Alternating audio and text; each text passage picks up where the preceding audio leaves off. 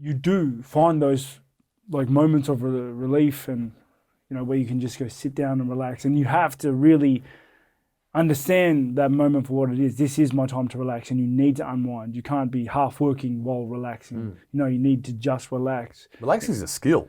It is hard. It is hard. And you see a lot of successful people struggle to do it. It is. It's like, not saying I'm a successful person, but I really struggle to relax and unwind. Unless if I don't have everything done for a week that I need to get done, relaxing is not an option. You know. But I found when I started training, because I started working as a full-time comedian and making YouTube videos, so I didn't have a job. I didn't have this normal routine. And I sort of just started to just go sort of batshit at home, like a bit of cabin fever sort of thing. It wasn't until I set my routine out that started with training every morning and working on something different, which was a skill, which was like the kickboxing, Muay Thai, whatever it was for the day, that had such a benefit and allowed me to relax later on. Yeah, well, a routine in itself will help with that. Like, routine is everything, I find. Like, knowing where you got to be, what you got to do, what time it is, so that, it's time to relax, you switch into it. And then, it's time to be at training, you switch on for that. Like, it's just, routine is everything. And that's why these media weeks are so hard for me, because they throw me out of my routine. And then, like, when you come back into the week of work, it's you're backlogged almost. You know, it's weird. What does a media week look like for you? Because you've just been in Melbourne, you've been shooting the press conference. For the ticket release, the conference and everything like that. Like, so I went down on... And you're in Sydney? Yeah, media week started Sydney, and it's just, you're picked up early in the morning, and you just you go to location A, interview, photos, location B, interview, location C, interview, like, that's it. And you just do that the whole day.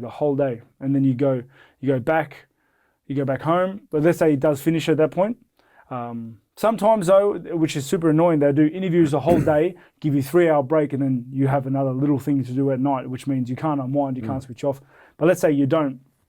You do all your interviews, you switch off, and then like 7 o'clock at night, you try to sleep, unwind, relax. But sometimes, like, you have to train because you're fighting. So you need to train for that. So you're trying to hit your sessions as well, and then you got to get up early the next day to be on radio shows, and you got to do it all again.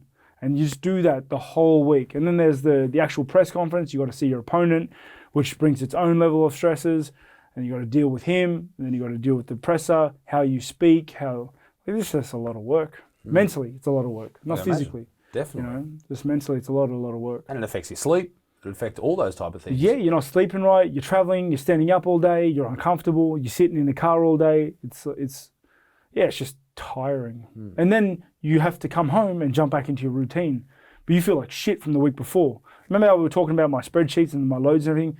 All that's, calculated so that I don't feel like this ever. But that is just throwing a spanner in the works and mucks everything up. So the next week has to change a little bit to accommodate that. People don't realize like how much. It's like, why don't you just go to Melbourne and watch X fight? It's like, because that takes a week out of training. And then imagine if I had to go to like Vegas to see watch the fights over there, or like we spoke before, go on the Joe Rogan podcast. I'm sure I'd love to do that and do some podcast tours over there. But the problem is, it's like 20 hours to get there, and then there's the whole, like, doing everything when you work there, the jet lag when you get there, jet lag when you get back, how you feel the weeks after it. It's just nightmare. Have you thought about changing your camp to being over there? Is that sort of something that's encouraged from the UFC? Yeah, I've thought about it, and there are a lot of opportunities to moving over there, and there's a lot of benefits to moving over there. There's just America. It's just a bigger country. There's just more opportunities, like in terms of like finances and media obligations and sponsors and all that sort of stuff. But, mate, honestly, we live in the best country in the world. We live in the best country in the world, and my kids love it here. I want to raise my kids here. My family's here. I realised I would just be, I'd just be trying to drive to achieve over there what I already have here. Money's not everything to me. I'm like one of those guys. A lot of people say, "Oh, money's not everything." And I believe it's not everything. And you've come from that background where money isn't the biggest thing. But it's good to have money though. Of course. Because you don't like stressing about money. Yeah.